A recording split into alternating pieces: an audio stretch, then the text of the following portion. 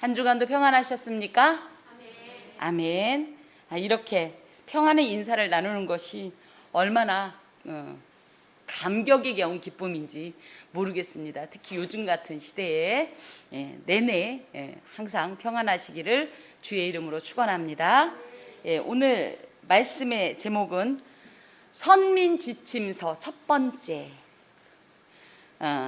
중에 특히 이 덕목 중에 헌신과 복종에 관한 이야기를 함께 주의 말씀을 가지고 상고하도록 합니다.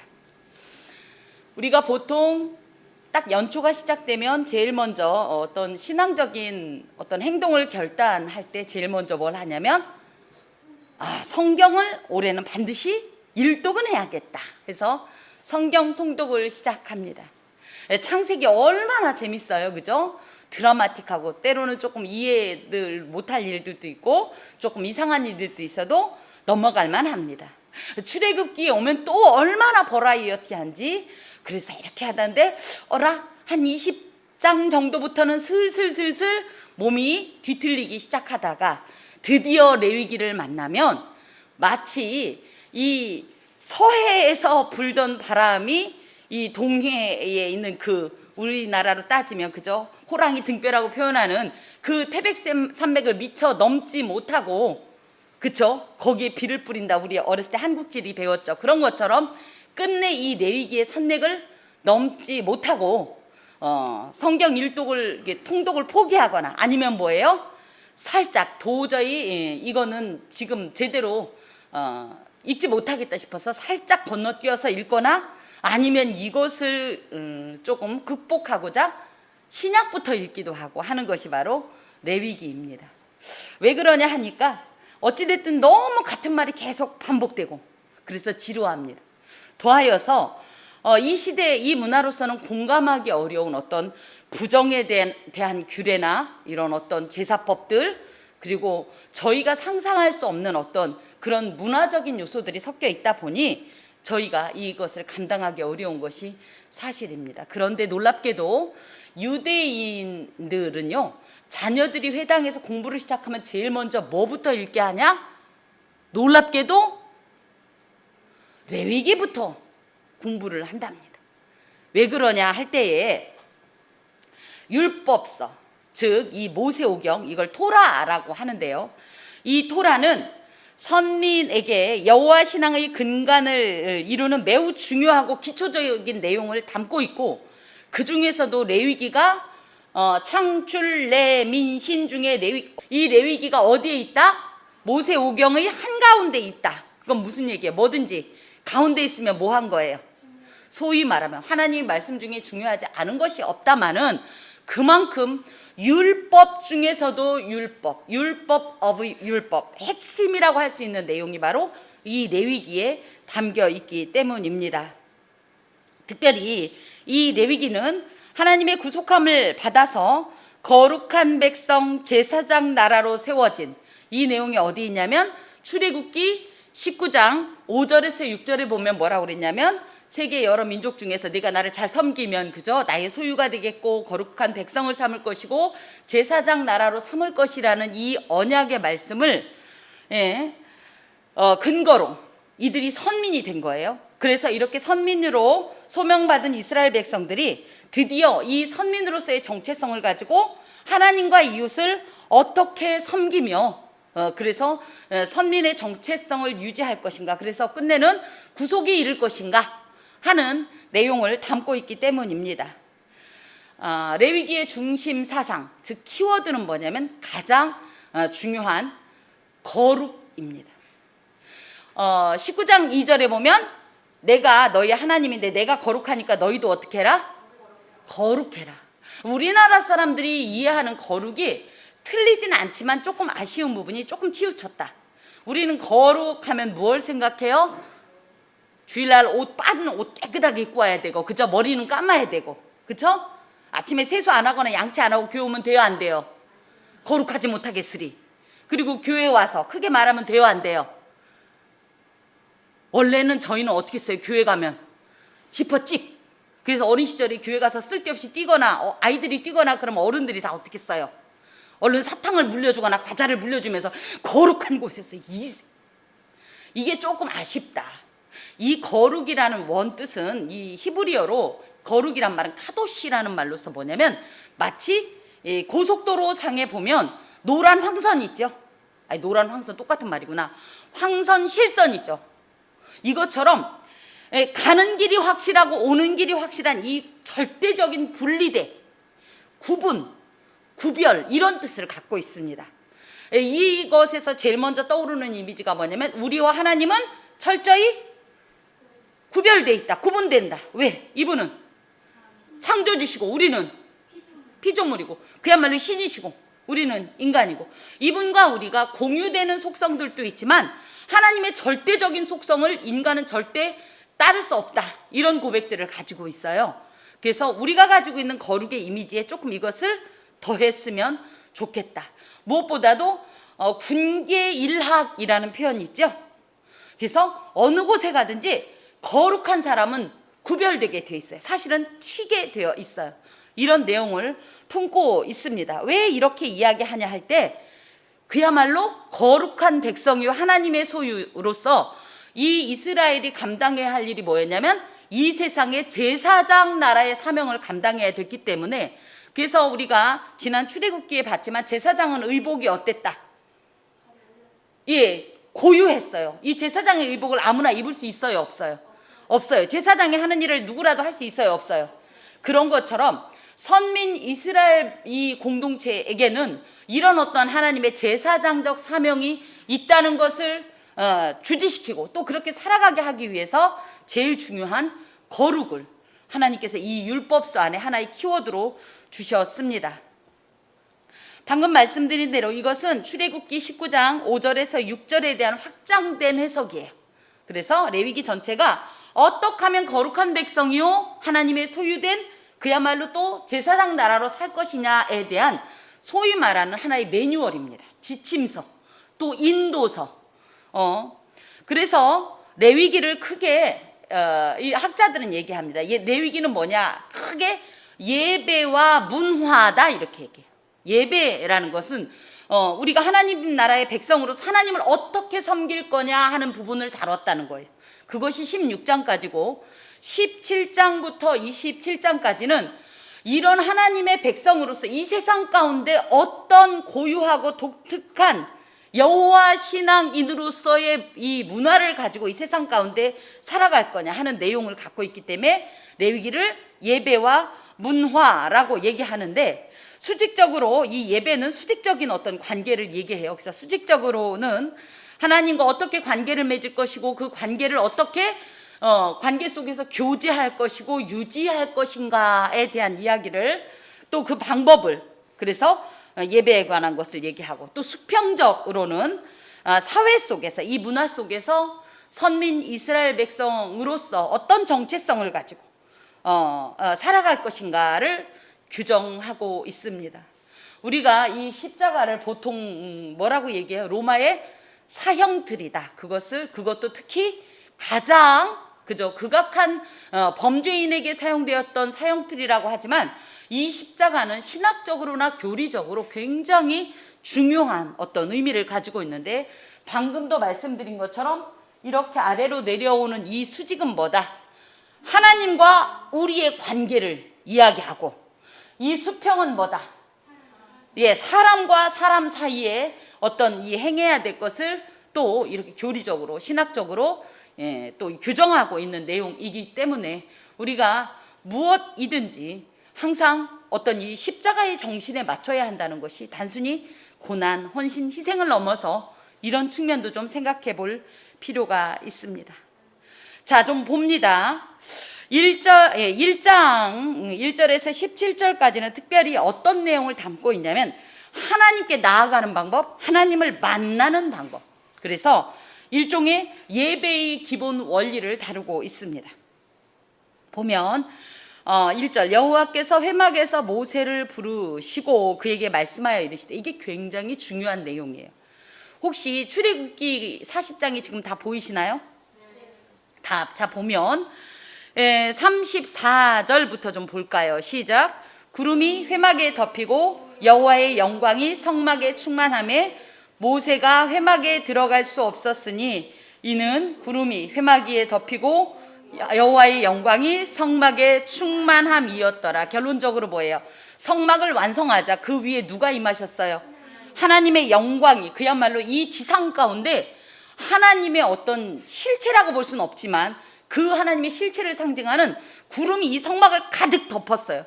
이것은 제가 지난번에 어떤 의미라고 했냐면 여기에 접근을 해라 말아라, 아무나 들어올 수 없다라는, 그래서 접근 불가능성을 이야기하는 거예요. 그런데 그래서 누구도, 심지어는 하나님과 친구처럼 대화하던 모세조차도 이 성막에 접근을 못하는 상태였는데, 놀랍게도 어떤 일이 있어요? 여호와께서 누구를, 회막에서 누구를 불러요? 모세를 부르셨다는 거예요. 이건 무슨 얘기예요? 교제를 시작하겠다, 하겠다. 네가 들어올 수 있는 문을 내가 먼저 열어주겠다. 이제부터는 접근이 가능하다, 허용해준다, 이런 뜻을 가지고 있습니다. 그래서 우리는 레위기의 이 제목을 그냥 레위기라고 하지만 히브리어로 이 성경의 이름들은 조금씩 다르다고 그랬어요. 뭘까 다르냐면 맨 1장 1절의 이 첫 단어로 이 제목을 삼습니다. 우리는 여기에 보면 여호와께서가 첫 제목이지만 사실은 히브리어로는 그리고 그가 부르셨다, 이것이 이 레위기의 제목으로서 하나님께서, 이 거룩하신 하나님께서 죄인을 부르신다는 사건이 얼마나 큰 것인가라는 것을 강조합니다. 자, 이것은 특별히 어떤 의미를 갖냐면 하나님께서 왕으로서 이스라엘 백성 가운데 이 회막 가운데, 특히 이제 회막이라고 할 땐 그 안에 갇혀 계시다는 것은 아니에요. 하나님의 임재를 상징하는 이 회막 가운데 들어오셨고, 그때부터 이 백성을 하나님께서 직접 다스린다는 뜻을 갖고 있고, 이제부터 하나님께서 다스릴 때 백성들에게 이 어떻게 보면 하나님의, 이 왕이신 하나님의 법령들을 알려주겠다, 선포해주겠다. 너와 내가 왕과 백성으로 공존을 하려면 어떤 일을 해야 되는가를 말씀해 주시겠다라는 뜻을 갖고 있어요. 이것은 또 그간 출애굽기 19장에서는 너희는 거룩한 백성이요, 또 내 소유요, 제사장의 나라요 라고 조금 막연하게 이야기했다면, 이제부터 본격적으로 내가 너희들을 거룩한 백성으로, 제사장 나라로, 하나님의 소유로 인치고 그곳 가운데 초대하겠다는 의미를 가지고 있습니다. 자, 2절 보니까 이스라엘 자손에게 말하여 이르되 너희 중에 누구든지, 그래서 우리 어렸을 때 뭐라고 했어요? 누구든지 예수 믿으면, 그죠? 이 누구든지가 얼마나 중요하고 귀한지 몰라요. 만약에 하나님께서 특권 계층에게만 이 기회를 주셨다 그러면, 제가 지난주에 민주주의의 이 태생에 관한 이 강의를 좀 상당히 많이 들었습니다. 사실은 그래서 혼자 아까 그 부분을 두고 회개했어요. 너무 그것에 집중해서. 제가 이래봬도 젊은 시절에는 사학을 전공하고 싶었던 사학도 지망생이랍니다. 그러다 보니까 너무너무 취해서 들었는데, 거기에 보니까 처음에는 심지어 영국인가는 대학생들, 그 중에서도 지금 우리나라로 따지면 저기 스카이 정도에 다니는 대학생들에게, 그쪽 출신들에게는 표를 2개씩 줬대요. 이 참정권 표를. 왜요? 이들이 그래도 지식이 있으니까 뭔가 제대로 판단하지 않겠나, 이런. 그런데 그렇게 따지면 그게 누구든지 해당이 된다, 안 된다? 안 된다. 예수 앞에 나왔을 때 당신은 재산이 얼마 없으니까 저 뒤에 앉고 어이구 어서 오세요 하면서 앞에 앉고, 이런 거 없다는 거예요. 하나님 앞에 나올 때는 어떤 제한도 없이 하나님을 만날 수 있다, 예물을 드릴 수 있다, 예배를 드릴 수 있다, 구원을 얻을 수 있다, 영생을 선물로 받을 수 있다라는 것을 이 누구든지라는 말에 포함을 하고 있습니다. 이것은 집단이 아니라 개인을 의미합니다. 그래서 개인 누구라도 하나님 앞에 예배할 수 있다. 여호와께 이제 예물을 드리려거든. 근데 와서 그냥 있는 것이 아니라 뭘 해야 된다? 예물을 드려야 한다. 저희는 예물하면 뭘 먼저 생각해요? 저 뒤에 있는 봉헌함을 딱 생각하면서 아우 또 돈 얘기하네 할지 모르지만, 이 예물이라는 의미가 조금 우리가 생각하는 거고 다릅니다. 예물이란 말을 우리 이런 말 들어봤어요? 고르반. 고르반 들어보셨죠? 신약에 보면 내가 하나님께 고르반이 되었다. 그래서 부모에겐 안 해도 된다. 이런 얘기 했다고 그랬죠. 이 예물이란 말이 뭐냐면 고르반, 고르반이란 말로서 첫 번째 어떤 의미가 있냐면 누구와 누구의 사이가 가깝다는 것을 표현하기 위한 하나의 물건이라는 거예요. 그래서 하나님 앞에 이 예물을 드린다는 것은 어떤 의미를 가지고 있냐면 나와 하나님이 무척 가깝다 내지는 가까워지게 하는 물건이기 때문에 그러면 하나님 정말 돈 엄청 밝히네 이런 뜻이 아니라 그 어떤 양의 어떤 상태나 그죠? 그 예물의 내용 물론 중요하긴 하지만 그것과는 별도로 그 예물 자체를 가지고 온다는 것은 우리가 어떤 의미를 가지고 있냐면 하나님 앞에 하나님과 가까이 교제하고 싶다라는 어떤 그런 의지를 표명하는 겁니다. 특히 이 예물 할 땐 저희가 정말 봉헌물만 생각하는데 나중에 알고 보면 이 예물이 결국은 뭐냐면 예배예요. 예배. 예배를 드리는 사람은 결국은 어떤 목적을 갖고 나오는 거다? 하나님과 어떻게 하기 위한 목적? 가까워지고자 하는 목적. 특히 이 예물을 드린다라는 것은 자신의 내장을 바친다는 뜻을 갖고 있대요. 내장을. 나의 심장을, 나의 모든 창자를, 나의 모든 장기를 다 바친다는 뜻으로 우리가 그냥 내장하니까 해부학적인 어떤 의미에서 생각하는데 그 고대의 이 내장이라는 뜻은 뭐냐면 내 마음이 뭐라고 그랬어요? 어떤 그죠? 이 내장은 내 마음이 거하는 처소라는 의미를 가지고 있는데 그게 무슨 얘기냐면 나의 전인적인 모든 것을 당신께 바치겠습니다라는 뜻을 가지고 있습니다. 이것이 바로 예물로서 하나님께서 누구든지 예물을 드리려거든 이건 무슨 얘기예요? 누구든지 내 앞에 나올 때는 마치 그 창자나 가슴이나 심장을 가져오는 마음으로 가져와야 하고 그러려거든 이런 뜻을 갖고 있어요. 자, 아까도 말씀드렸듯이 감히 거룩하신 하나님 앞에 죄인된 인간은 그 앞에 설 수도 없는데 하나님께서 먼저 문을 열고 나는 너희와 가까워지기를 원한다. 그것을 원하는 자는 내게로 나아오라. 이런 의미가 바로 이 말씀 가운데 있습니다. 그러면 이제 그 예물을 드릴지니라. 자, 그 예물이 소의 번제이면 흠없는 수컷으로 회막문에서 여호와 앞에 기쁘게 받으시도록 드릴지니라. 그래서 그는 첫 번째 이 여기에 지금 한 사람이 그죠? 뭐 하고 있어요? 소를 끌고 성막으로 지금 오는 거예요. 오면 뭐 해라? 뭐 해라? 우리가 이 소나 이 예물을 누가 죽이는 거로 알고 있어요? 제사장이 죽이는 게 아니라 누가 죽이는 거냐면 헌제자, 예물을 드리는 헌제자, 예배자가 죽이는 겁니다. 그래서 5절에 보니까 뭐라고 됐냐면 그는 여호와 앞에 그 송아지를 잡을 것이요. 그가 누구다? 예, 헌제자, 예배자. 그래서 하나님 앞에 예물을 드리려고 온 자가 이 송아지를 잡습니다. 이 우리가 생각할 때 송아지 하면 뭐예요? 그냥 우리 집 그 헛간에 있었던 개 정도만 생각하는데 우리 그래도 그 소가 어디 팔려나가려면 우리 어떻게 했어요? 괜히 슬프고 눈물도 나고 소도 울고 우리도 울고 이랬었잖아요. 그런데 그 당시에 이 가축들은요 우리의 그 알고 있는 가축의 이미지와 달라요. 실제로 거의 동거하는 관계, 동거. 같은 이 방 안에서 특히 양이나 염소 같은 경우는 그냥 같은 집안에서 이런 공간이 있으면 여기는 사람이 지내는 공간이고요. 여기는 양 우리, 염소 우리예요. 그러면 여기서 빵을 막 우리가 먹고 있으면 양이 보고 어라 지들끼리만 먹네? 이러고 어떻게 해요?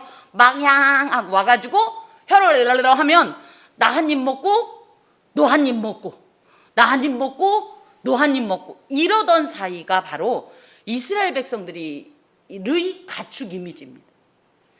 그런 가축을 이 잡는다는 그 심정이 오죽했을까요? 어땠을까요? 그렇죠? 우리가 생각하는 그냥 외양간에 있는 소 한 마리 끌고 오는 그런 개념이 아니라는 거죠. 그만큼 이 찢어지는 가슴, 그걸 가지고 찢어지는 가슴으로 소나 양이나 염소의 어떤 이 멱을 딴다고 그러죠. 짐승은 멱을 딴다고 하는데, 그럴 때, 그리고 거기에서 이 뿜어져 나오는 이 피를 볼 때, 그리고 그것에 가죽을 벗기고 각을 떠서 불태울 때 얼마나 내가 하나님 앞에서 극악무도한 죄인인지. 그런데 이것을 예수 그리스도께서, 물론 그 당시엔 그 이미지까지는 안 갔지만, 예수 그리스도께서 실제로 재현하셨고 그 은혜가 얼마나 놀라운지를 사실을 실감할 수 있게 되는 겁니다. 그래서 잡을 것이요, 멱을 땄어요. 그래서 이제 그런데 그 잡기 전에 4절에 보니까 뭘 해요? 번제물의 머리에 안수를 해야 돼요. 그래서 제가 자꾸 이걸 보니까 헷갈려요. 이제 볼게요. 자, 끌고 들어갔어요. 끌고 들어가면 처음에 딱 가자마자 얘가 처음부터 무슨 우리가 세상 죄를 지고 가는 어린 양처럼 그는 순하여 말도 없이 겸손하여 움직이지 않은 게 아니라 소들도 지죽을 줄을 알아요. 그러니까 어떻게 했어요? 안 죽으려고 막 몸부림을 쳐요. 그럴 때 이 번제단에는 4개의 뿔이 있었던 거 생각나죠? 그 뿔에다가 이 소를 묶어온 밧줄을 매는 겁니다. 매고 나서 그 소 위에다가 안수를 해요. 이 안수는 우리처럼 이 귀신아 물러가라 샤샤샤 이런 안수가 아니라 뭐냐면, 내 죄가 너한테로 옮겨졌다. 그래서 너는 나고 나는 너다. 우리는 하나다. 이런 의미를 갖고 있어요.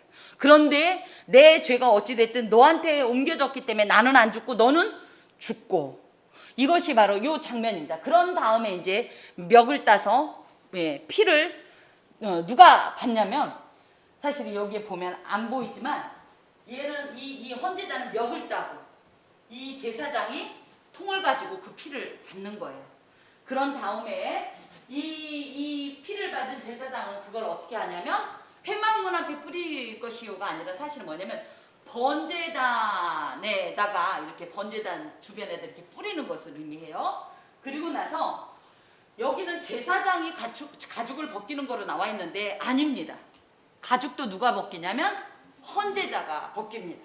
그리고 나중에 보면 이 가죽은 태우지 않고 누가 갔냐? 제사장의 몫이 됩니다. 그리고 나서 이제 그 짐승의 이 모든 몸을 각을 뜬다고 하는데, 각을 뜬다는 게 뭐냐면 마디마다 다 부러뜨리고 잘라내는 것을 말해요.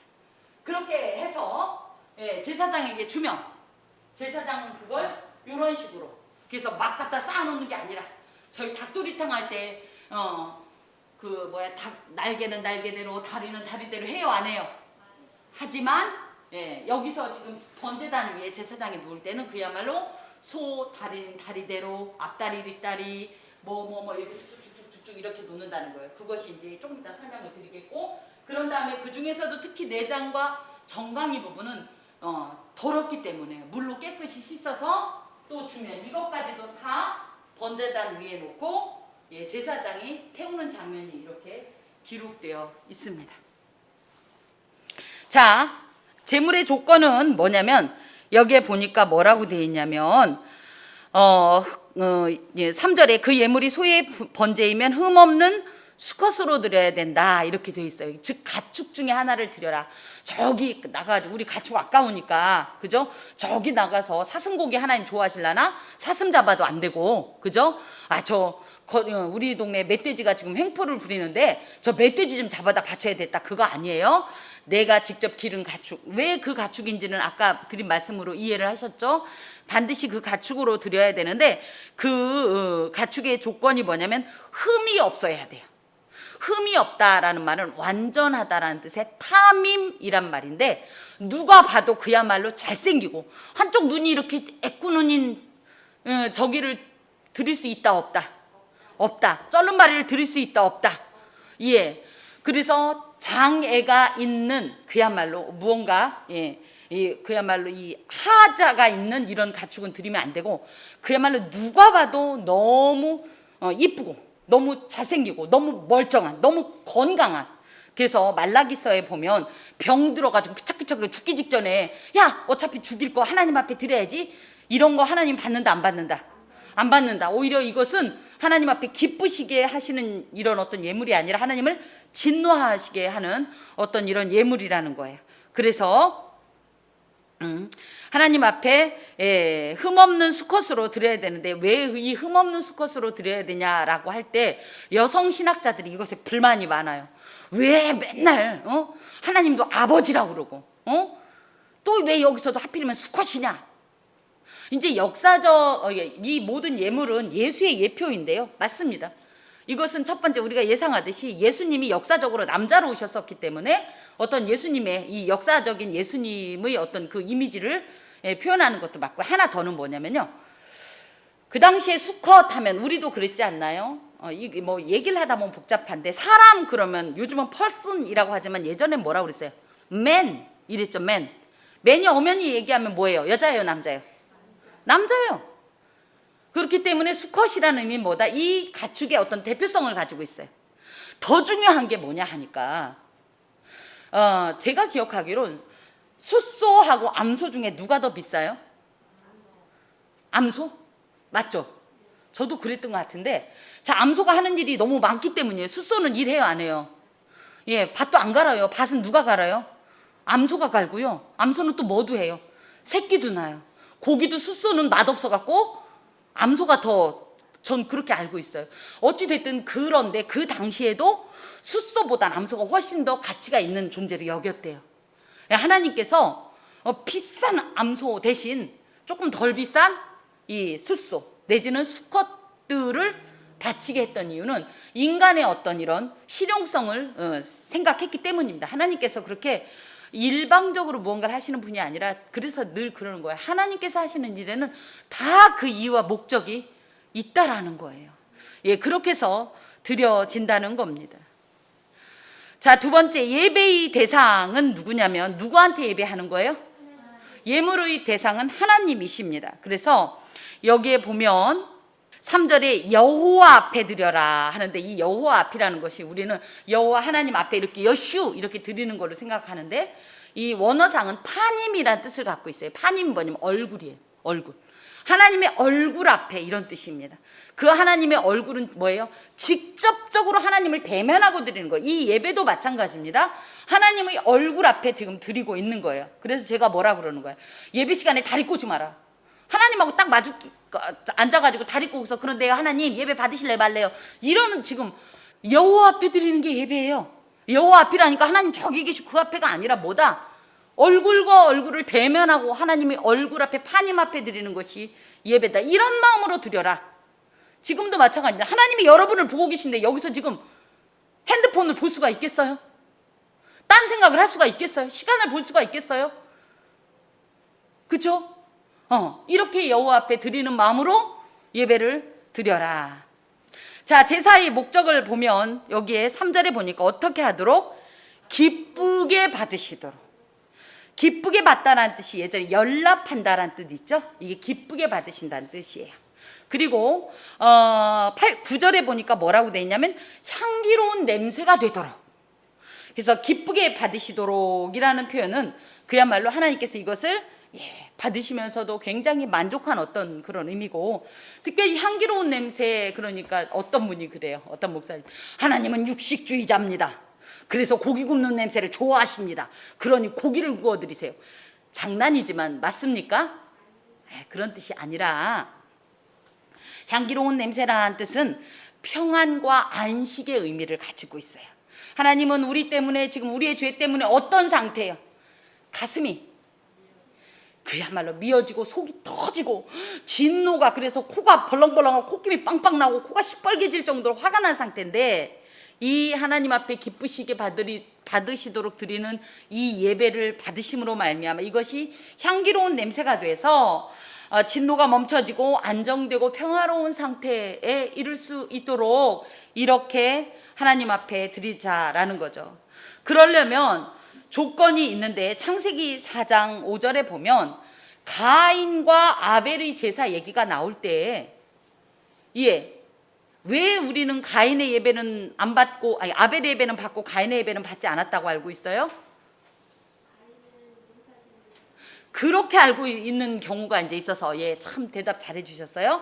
그래서 아벨은 육식주의자인 하나님께 눈치껏 육식으로 된 양을 들여서 그 제사를 받으신 거고, 하나님은 채식주의자가 아닌데 왜 가인은 눈치 없이 곡식으로 예배를 드려서 하나님이 거부하냐? 아니라고 그랬어요. 히브리서에 보면, 저는 우리 집사님들이 당연히 히브리서 얘기를 할 줄 알고, 히브리서에 보면 뭐라고 되냐면 아벨과 그의 제물은 받으시고 가인과 그의 제물은 받지 않았다, 이렇게 되어 있어요. 그래서 뭐다?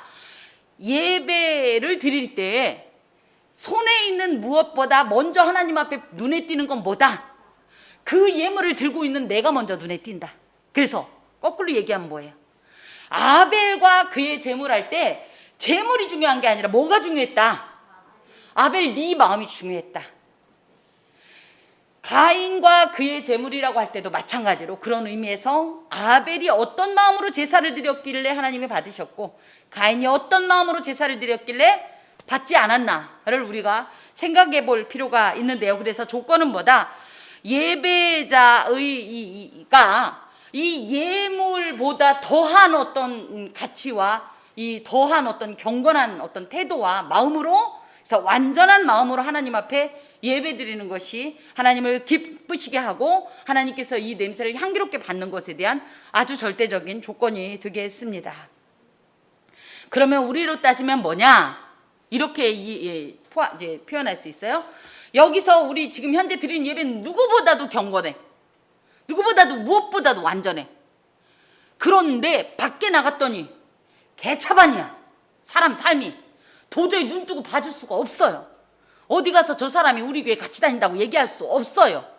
그런 사람이 그 다음 주일에 와서 예배를 드리면 하나님이 그 예배를 받으신다, 안 받으신다?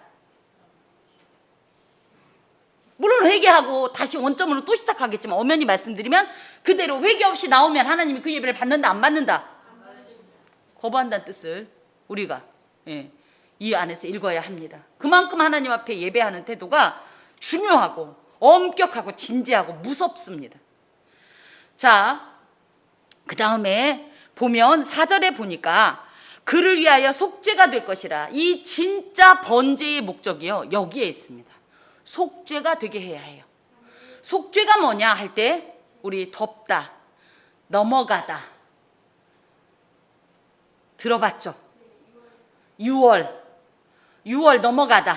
그 다음에 제가 창세기 이 노아 방주와 관계돼서 얘기했던 것이 바로 고페르, 카파르, 코페르, 그죠? 바로 덮다라는 이 코페르의 의미를 가지고 있어요. 이 속죄라는 말 자체가. 그래서 덮다, 가리다는 뜻으로서 하나님께서 우리의 죄에 대해서 눈 감아주신다, 덮어주신다, 가려주신다. 그래야 우리가 어떻게 돼요? 하나님의 진노를 면할 수 있다는 뜻을 갖고 있어요. 예배자의 죄를 하나님께서 직접 덮개를 마련하셔서 덮으신다는 뜻인데, 그 덮개가 뭐냐면 바로 이 번제물이라는 거예요. 그러면 오해하나요? 오해할 수 있어요. 뭐라고? 아, 헌금만 많이 드리면 하나님이 넘어가는구나, 이런 뜻이 아니에요. 이 예물이 또 어떤 의미인지를 제가 방금 전에 설명을 해드렸는데, 이 번제물로 이야기할 것 같으면 누구를 가장 완전한 번제물로 얘기하냐 할 때 예수 그리스도를 가장 완전한 번제물로 이야기를 합니다. 모든 구약의 제물들은 자기 목숨을 많은 사람을 위한 대속물로 내어주심으로 코페르, 즉 죄의 덮개가 되신 이런 예수님을, 가장 완전한 희생 제물인 예수님을 상징하는데요. 그래서 뭐다? 예수 그리스도를 통해서 우리가 하나님 앞에서 속죄가 된다. 이것이 바로 가장 중요한 번제사의 목적이 되겠습니다. 번제사뿐 아니라 모든 제사의 목적이 뭐다? 결론적으로는 이 속죄입니다. 아까도 말씀드렸듯이 이제 종류로, 예물의 종류로 얘기하면 소, 양, 염소, 뭐 산비둘기, 집비둘기인데요. 소, 양, 염소에는 수컷이라고 해요. 그럼 새는 그것에 상관없이 산비둘기와 집비둘기로 드리게 되어 있습니다. 그러면 누가 소를 드리고 누가 산비둘기나 집비둘기를 드릴까요? 소로 드릴 수 있는 형편이면 소로 드려야 돼요. 눈 가리고 아웅이라고 나는 소를 얼마든지 드릴 수 있는데 저기 가서 산비둘기 하나 잡아다가 이렇게 드리면 된다, 안 된다? 그걸 누가 하신다? 그렇기 때문에 각자의 경제적 형편에 따라 너무 가난해서 나는 소는커녕 양이나 염소도 못 드리는 사람들에게 하나님께서 주시는 것이 산비둘기나 집비둘기입니다. 그래서 특별히 가축은 아까도 말씀드렸듯이 우리 현재 이미지와 다르다고요. 그만큼 고대 사회의 가축은 우리가 생각하는 이미지와 다르다. 거기에다 대고 우리 어렸을 때 소 한 마리면 뭐 했어요? 누구 말대로 아들 대학을 가르친다고 그랬잖아요. 그렇죠? 그 정도로 고대 사회의 가축은 굉장히 중요한 재산이었습니다. 그리고 가장 가치 있는 것으로 치부가 되었어요. 가장 귀한 것으로. 그래서 우리가 이따 50장 부를 때 내게 있는 모든 것을, 가장 귀한 것을 바치네, 이런 의미가 바로 이제 이 종류 안에 들어있는데요. 하나님께 봉헌하는 것은 솔직히 얘기하면 저도 마찬가지입니다. 목회자이지만 하나님 앞에 11조를 드린다는 게 이유일까요? 저도 나름 그냥 어렸을 때부터 그냥 습관이 됐으니까 아무 계산 안 하고 드리는 거지, 생각해보면 결코 쉽지 않습니다. 그럼에도 불구하고 힘겹지만, 아깝고 힘겹지만 이런 어떤 희생과 어떤 정성과 이 헌신을 각오한 드림이 사실은 봉헌입니다. 참된 봉헌. 그렇다고 해서 하나님이 좋아하신다니까 기둥뿌리를 다 뽑아서 바치면 되나요? 안 되나요? 그럴 분 계셔서 조심하십시오. 절대 안 됩니다. 하나님 앞에는 내 형편에 따라서 적절하게 드려야 해요.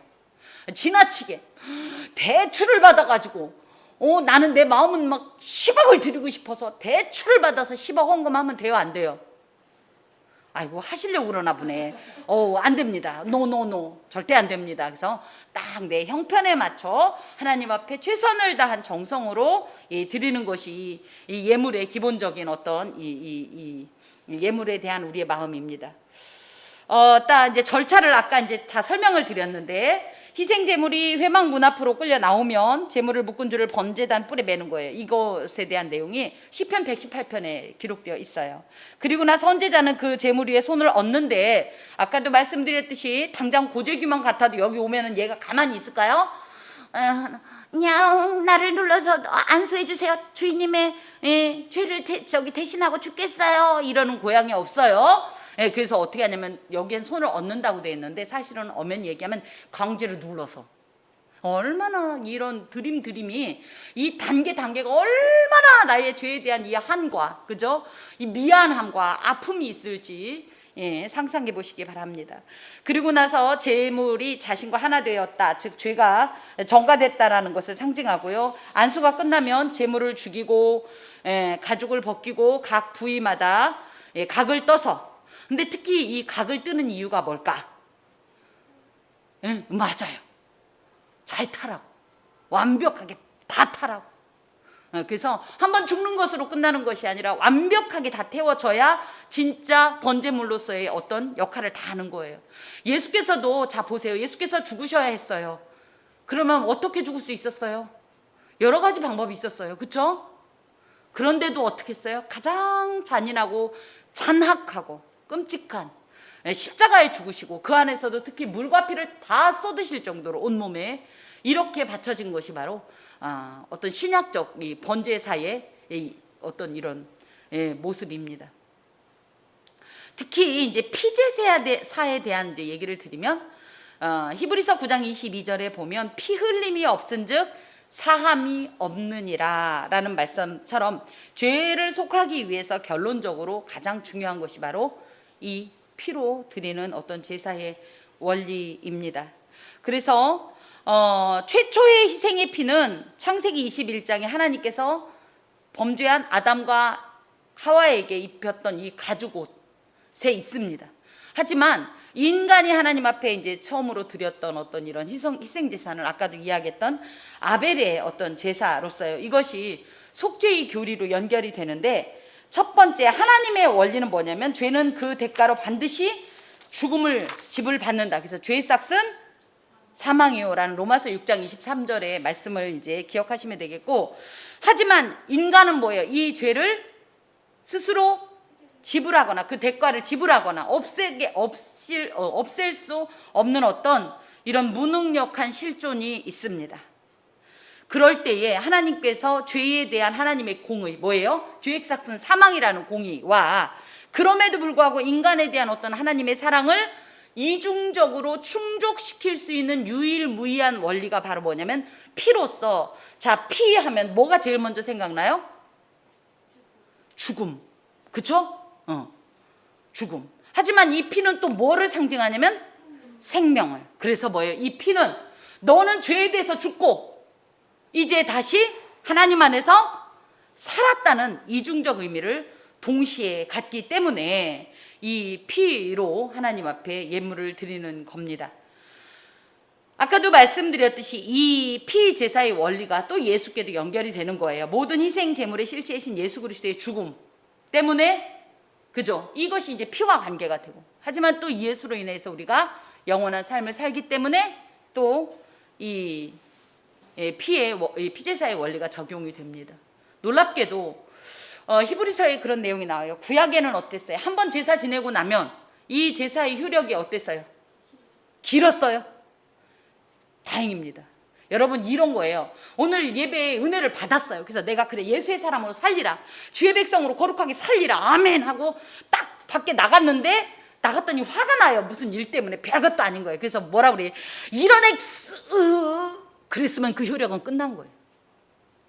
이 헌제자가 여기서 지금 울며 불며 우리 고재규 하고서 딱 제사를 지내고 딱 나가는데 하필이면 그 앞에 있는 그 돌멩이, 작은 돌멩이에 발뿌리에 탁 걸려 어구 하고 넘어질 뻔했어. 그럼 끝난 거예요. 이 속죄의 효력이 끝난 거예요. 그러니까 이러면 어떻게 돼요? 또 나가다 말고 다시 또 우리 집 또 고재규 또 데려다 해야 되잖아요. 그쵸?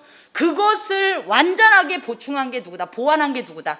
그런 어떤 이 효력이 한정이 되어 있는 어떤 이런 제사가 아니라 예수께서는 단 한 번의 제사로 영원하고 완전한 제사를 드려주신 것이 바로 예수의 십자가의 이 번제사입니다. 아까 이제 말씀드린 내용을 쭉 보면 7절에 보니까 제사장 아론의 자손들이 제단 위에 불을 붙이고 불 위에 나무를 벌려놓고, 아까 이렇게 말씀드린 대로 벌려놓고, 이건 뭐냐면 질서 있게 배열한다는 뜻을 갖고 있어요. 이것은 특히 무슨 의미를 갖고 있냐면 이 예배와 이 교회의 모든 이 하나님 앞에 드림에는 질서가 있다는 거예요. 아무 때나 필 되는 대로 가는 게 아니에요. 정해진 바가 있다라는 거예요. 정해진 절차와 방식들이 있다는 것을 의미합니다. 자, 그리고 나서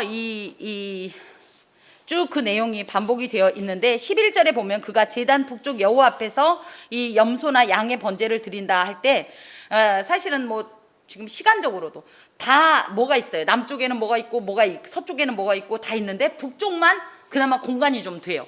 그렇기 때문에 거기에서 이렇게 하라고 장소를 지정해 주는 내용입니다. 그리고 나서 이제 14절에 보니까 14절에 뭐 산비둘기나 집비둘기 새끼로 예물을 드리는데요. 이 비둘기에는 두 종류가 있습니다. 집비둘기는 요나, 어서 많이 들어봤죠? 그분 이름이 이 의미가 비둘기란 뜻이에요. 선지자. 그리고 나서 산비둘기는요 토라인데요. 여기에 보면 14절에 산비둘기나 집비둘기 새끼로 드리래요. 요나의 새끼. 무슨 얘기냐면 산비둘기인 토라는 좀 크기가 작았고 집비둘기는 그것보다는 좀 컸대요. 그러다 보니까 새끼면 사이즈가 비슷하지 않겠나 해서 이런 이야기를 한 것입니다. 그리고 나서 보면 16절에 모이주머니와 그 더러운 것은 제거하여 제단 동쪽 재버리는 곳에 던지고, 그래서 이것들은 오물들, 더러움들, 하나님 앞에 이 더러운 채로 추악한 채로 나올 수 없이 이 모든 것은 어디에다가 나중에 보면 이것들을 다 진영 바깥으로 처분을 하는데 이렇게 거룩한 공동체에 들어올 때는 이 하나님 앞에서 이 오물들이나 합하지 않은 것들은 다 버린다는 의미를 가지고 있고요. 17절에 보면 그 날개자리에서 그 몸을 찢되 아주 찢지 말고, 무슨 얘기냐면 얘들은 다 어떻게 했어요? 소나 얘들은 다 어떻게 했어요?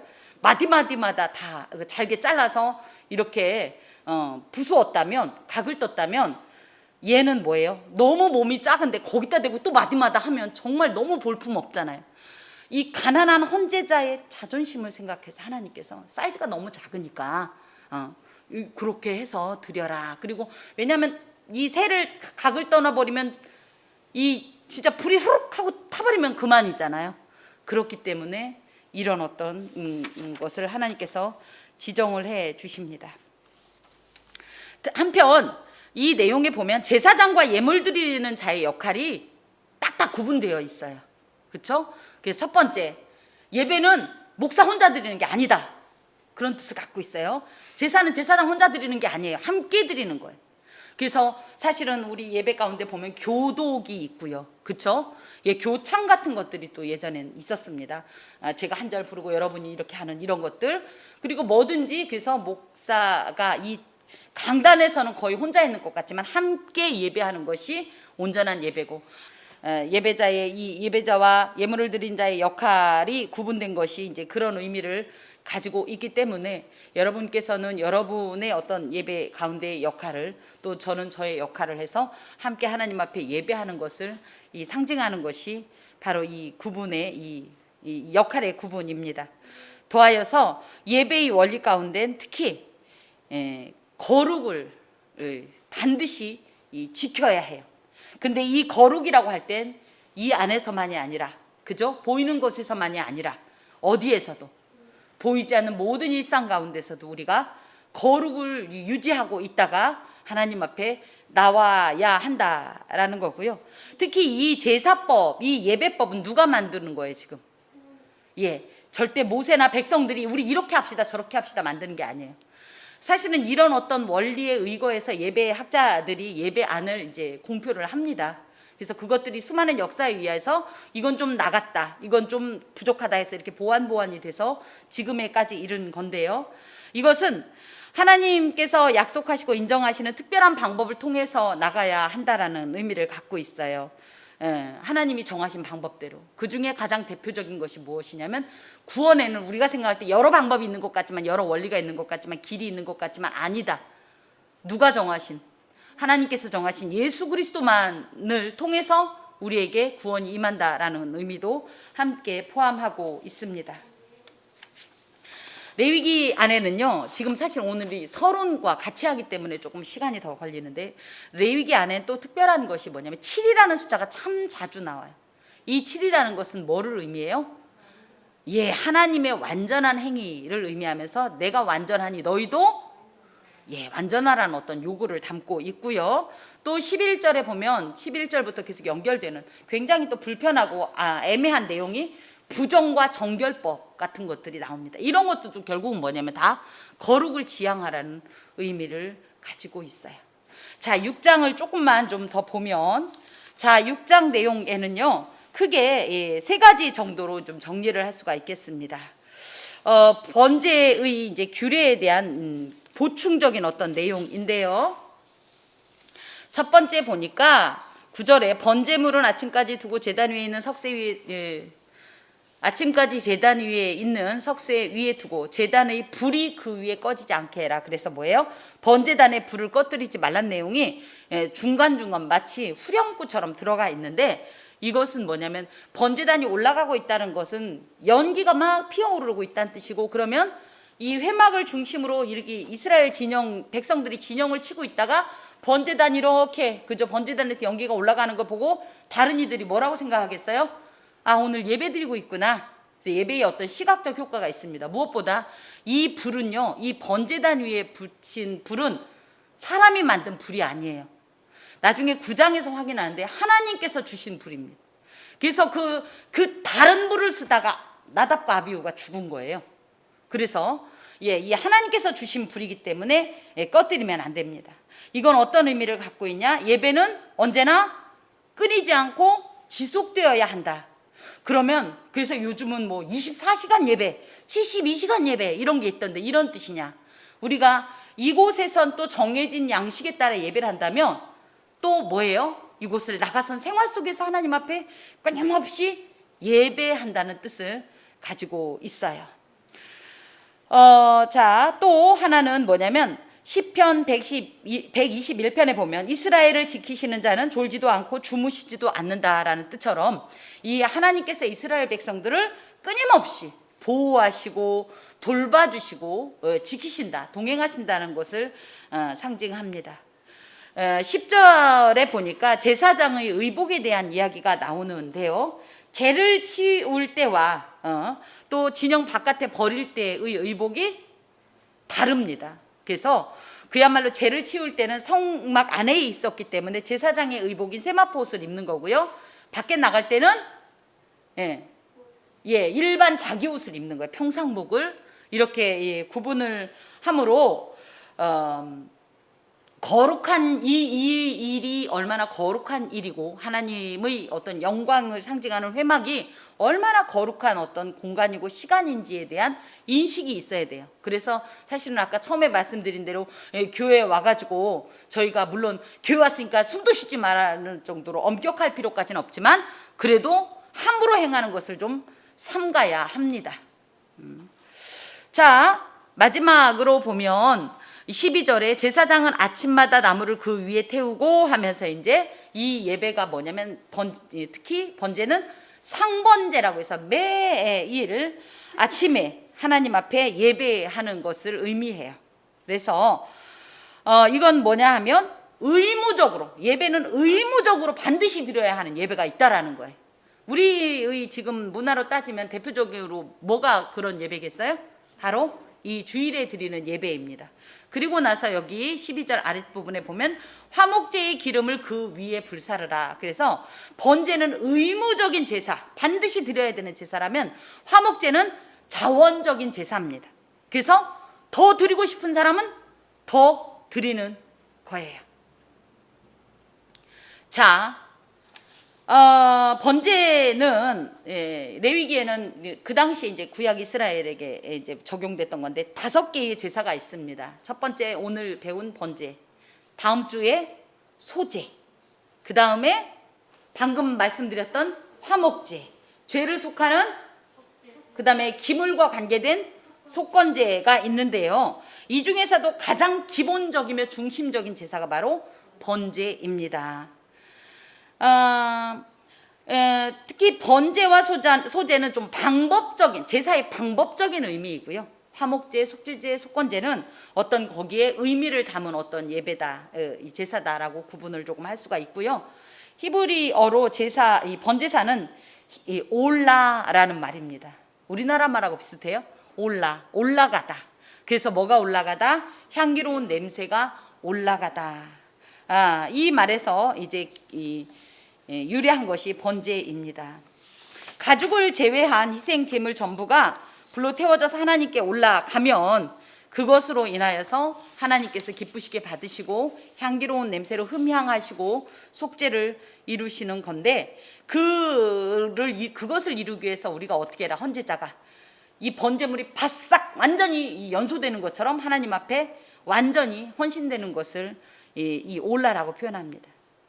헌신이란 말은 뭐냐면 몸과 마음을 바쳐서 있는 힘을 다하는 것. 하나님 앞에도 뭐예요?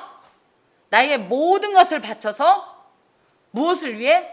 하나님을 기쁘시게 하고 하나님의 영광을 위해서 있는 힘을 다해서 나의 최선을 다해서 섬기는 것이 이 헌신이고, 이것을 올라라는 이 번제사로 연결을 할 수가 있습니다.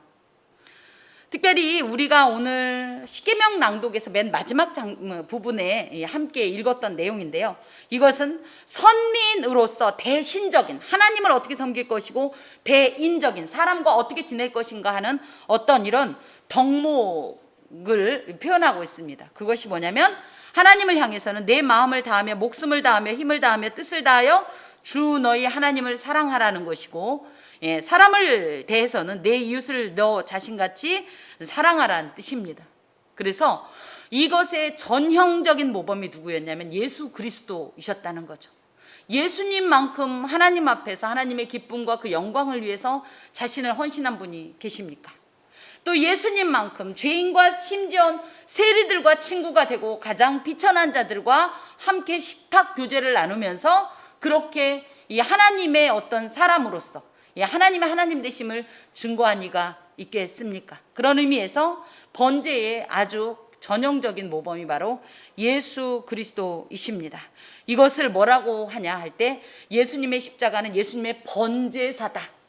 그래서 모든 것을 다 헌신한 이런 삶을 말합니다. 두 번째, 이 하나님 앞에서의 헌신은 우리들과 관련해서는 우리 자신을 하나님께 온전한 산 제물로 바쳐야 되는데 이것이 뭐냐 할 때 그럼 우리도 다 십자가에 못 박혀 죽어야 되냐? 그런 뜻이 아니라 우리 나름대로 하나님께 우리에게 주신 어떤 사명이 있다는 거예요. 목적이 있다는 거예요. 기쁘시게 해드릴 무언가가 있다라는 거예요. 그래서 그것에 대해서 우리가 완전히 화답하는 것이 우리가 드리는 하나님 앞에 올라 번제입니다. 저는 고민합니다. 과연 내가 하나님 앞에 드리는 내 삶에 올라 번제, 희생, 최선은 무엇일까? 하나님 앞에는 무엇일까? 사람에게는 무엇일까? 그래서 제 나름대로는 좀 결심을 했습니다. 어떤 분께서 이런 얘기해요. TV를 끄는 것이 곧 영성의 시작이다. 전 근데 요즘 좀 바꾸려고요. 뭐를 끄는 것이? 유튜브를 끄는 것이 곧 영성의 시작이다. 그래서 제가 시간의 올라를 하나님 앞에 드리려고 합니다. 할 수만 있으면 여기 딱 감시자가 와 계셔요. 그래서 시간을 어떤 이 번제를 드려야겠다. 하나님에 대해서. 그러기 위해서 물론 똑같이 바쁘지만 이것을 내 입장에서 이 시간이 아니라 하나님 앞에서의 시간으로 살아야겠다라는 결단을 했습니다. 하나 더는 사람과의 관계에서의 올라를 요즘 제가 무척 애쓰고 있는 것 중에 하나가 요놈의 말투 좀 바꿔야겠다. 함부로 훈계랍시고 남발하였던 지난날을 회개하면서 할 수만 있으면 그 마음을 위로하고 칭찬하고 그 마음의 어떤 상처나 아픔을 오히려 보듬어 주면서 그를 행복하게 해주는 배려의 어떤 이런 말씨를 좀 가져야겠다. 제 삶의 올라입니다. 여러분에게 선포하는 겁니다. 여러분은 어떤 올라를 하나님 앞과 사람 앞에서 결단하시겠습니까? 하나님 앞에서는 언제나 최선을 드려야 합니다. 나의 최선이 무엇일까? 내가 하나님 앞에 현재보다 더해야 되는 어떤 최선은, 온전케 하는 번제는 무엇일까? 사람 앞에서 무엇일까? 깊이 고민하면서 숙제입니다. 가장 무능한 이 교사가 길게 강의해놓고 숙제 내주는 교사인데요. 제가 오늘 그렇습니다. 여러분, 숙제입니다. 한 주간 동안 난 하나님 앞에 어떤 올라로, 사람 앞에 어떤 올라로 살겠다라는 결단을 꼭 하셔서 오시기 바랍니다. 기도하겠습니다. 하나님, 감사합니다. 많은 말을 하였으나 결론이 그렇습니다. 하나님, 오늘 받은 모든 말씀이 기억나게 하시고 그리하여 우리가 하나님 앞에 드리는 이 삶이 온전한 헌신, 온전한 올라로 최선으로 드릴 수 있도록 또 그 방안까지도 고민하면서 하나님 앞에 받은 그 어떤 목적과 목표를 가지고 살아가는 저희 되게 하여 주옵소서. 예수 그리스도의 이름으로 기도합니다. 아멘.